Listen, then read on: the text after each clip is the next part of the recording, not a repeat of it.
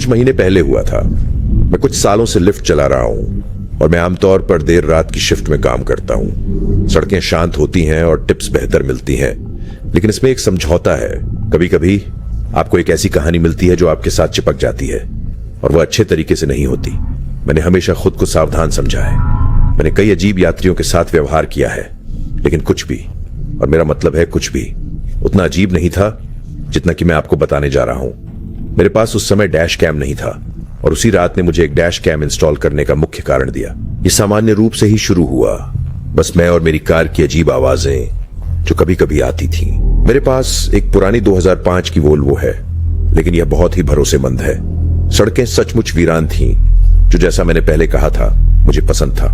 दोपहर 2 बजे के कुछ समय बाद मुझे पास के एक सुविधा स्टोर से एक अनुरोध मिला। पहले तो यह बेकसूर लग रहा था, लेकिन किसी कारणवश मेरे पेट में इसे लेकर एक अजीब सा एहसास हुआ। क्या आपको कभी ऐसा महसूस होता है कि कुछ गड़बड़ है, लेकिन आप समझा नहीं सकते क्यों? बिल्कुल यही भावना मुझे आई जब मैं गाड़ी चला रहा था, लेकिन उससे पहले कि मैं उस आदमी को देख पाता, मैंने समझ लिया कि मुझे वह अजीब सा एहसास क्यों हो रहा था। जिस सुविधा स्टोर के पास मैं जा रहा था वह बंद था। सभी बत्तियां बुझी हुई थीं और वहां पार्किंग में एक भी गाड़ी नहीं थी। जैसे ही मैं पास पहुंचा, मैंने उसे देखा। मैंने सुनिश्चित किया कि मैं काफी धीरे धीरे चलाऊं ताकि मैं उसे अच्छे से देख सकूं। वो दुकान के बाहर इधर उधर टहल रहा था, पहने हुए एक फटा हुआ हुडी जो ऐसा लग रहा था जैसे इसे सालों से धुलाई मशीन नहीं दिखाई गई हो। मैं इसके बारे में मजाक नहीं कर रहा हूं। उसकी आस्तीन में सचमुच एक छेद था। उसकी हरकतें झटकेदार थीं, जैसे वो एक जगह ठहर नहीं सकता था, और वो बार बार अपने कंधे के ऊपर देख रहा था, जैसे उसे लगता था कि कोई उसका पीछा कर रहा है। अगर मुझे अनुमान लगाना पड़े तो वह शायद कुछ नशे में था। मुझे शायद यात्रा रद्द कर देनी चाहिए थी और वहां से निकल जाना चाहिए था। मैंने यहां तक कि रद्द बटन पर उंगली भी रख ली थी, लेकिन मैंने किसी कारण से ऐसा नहीं किया। मैंने दरवाजे अनलॉक कर दिए और वह बिना कुछ कहे पीछे की सीट पर चढ़ गया। जैसे ही मैंने ब्रेक से अपना पैर हटाया, मुझे अपने फैसले पर पछतावा हुआ। ज्यादातर लोग या तो अपने फोन पर स्क्रॉल करते हैं या बाहर खिड़की से देखते हैं, लेकिन वह नहीं। वह बस वहां बैठा रहा, पीछे के शीशे से मुझे ताकता रहा। न पलक झपकाई, न नजरें फेरी, बस सीधे मेरी तरफ ताकता रहा। मैंने वापस घूरने से बचने की कोशिश की, लेकिन मैं कुछ बार उसकी आंखों से नजरें मिलाने से खुद को रोक नहीं सका। वो थोड़ा गुस्से में लग रहा था, जो भी काफी अस्थिर करने वाला था। मैंने उसे नजरअंदाज करने की कोशिश की और खामोशी तोड़ने के लिए रेडियो चालू कर दिया। मुझे याद भी नहीं कि मैंने कौन से स्टेशन पर क्लिक किया, लेकिन जैसे ही संगीत बजने लगा, उसने मुझ पर चिल्लाया कि इसे बंद कर दूं। उसकी आवाज गहरी और थोड़ी कर्कश थी और मुझे तुरंत पता चल गया कि वह एक स्मोकर है। इसने मुझे थोड़ा चौंका दिया और मैंने स्टीयरिंग व्हील को थोड़ा झटका दे दिया। मैंने आईने में उसे देखने की इच्छा का विरोध किया और उसके कहे अनुसार किया। पहिए को थोड़ा और कसकर पकड़ा। मैंने कुछ नहीं कहा और हम कुछ देर तक चुपचाप चले। मैंने सोचा शायद वह चुपचाप बैठेगा जब तक हम उसकी मंजिल तक पहुंच नहीं जाते। कम से कम मैं यही उम्मीद कर रहा था, लेकिन फिर उसने बात की। मुझे वह बातचीत ऐसे याद है जैसे ये कल की बात हो। उसने मुझसे पूछा कि क्या मैंने कभी किसी को उठाया है जिसे मुझे नहीं उठाना चाहिए था। वह सवाल मुझे एक झटके की तरह लगा। मैंने एक अजीब हंसी निकाली और कहा, खैर, उम्मीद है कि नहीं।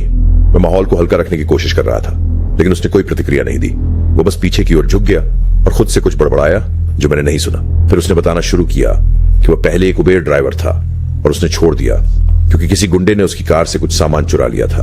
वो कुछ लड़खड़ाते हुए बोल रहा था, इसलिए मैं सब कुछ साफ साफ नहीं सुन पाया, लेकिन मैं ज्यादातर कहानी समझ गया। जब वह यह कहानी सुना रहा था तो मैंने 1-2 बार आईना देखा और मैंने महसूस किया कि वह पूरे समय मुस्कुरा रहा था, जो बेहद अस्थिर कर देने वाला था। एक सामान्य व्यक्ति ऐसा कुछ बताते समय मुस्कुराएगा नहीं। उसने अपनी कहानी समाप्त करते हुए कहा, यह अजीब है कि आप किसी पर कितना भरोसा करते हैं जो आपके ठीक पीछे बैठा है। वह टिप्पणी मेरे लिए निर्णायक थी। मैंने उसे सिर्फ एक पागल नशेड़ी से ज्यादा एक खतरा महसूस करना शुरू कर दिया। दुर्भाग्यवश मैं इसके बारे में ज्यादा कुछ नहीं कर सकता था। मैंने अपनी नब्ज तेज होते महसूस की।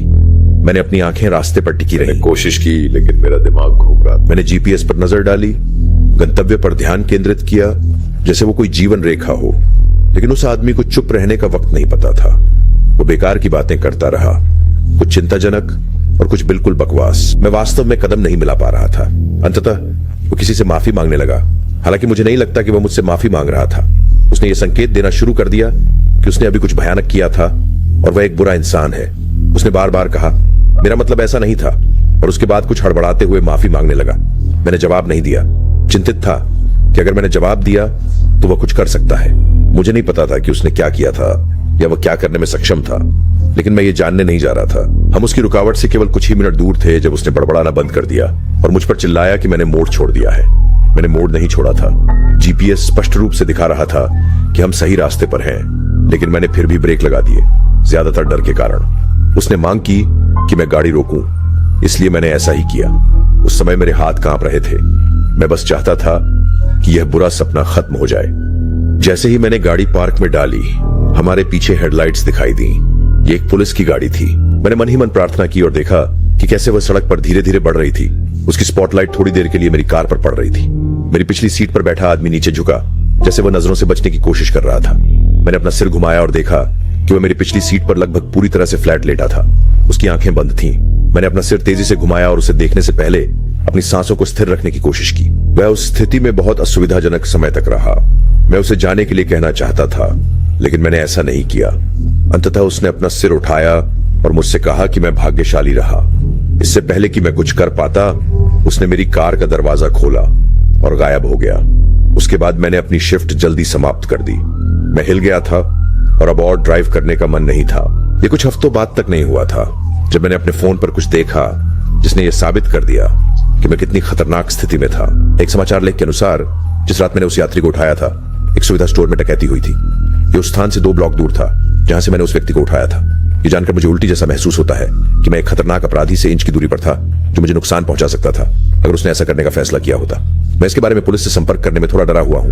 मैं व्यक्तिगत कारणों से कानून प्रवर्तन से बचने की कोशिश करता हूं, जिन पर मैं यहां चर्चा नहीं करूंगा। मुझे नहीं पता कि मेरी रिपोर्ट से कोई मदद भी होगी या नहीं। वैसे भी अब मैं अपने कार में किसे बैठाता हूं, इस बारे में बहुत अधिक सतर्क हूं।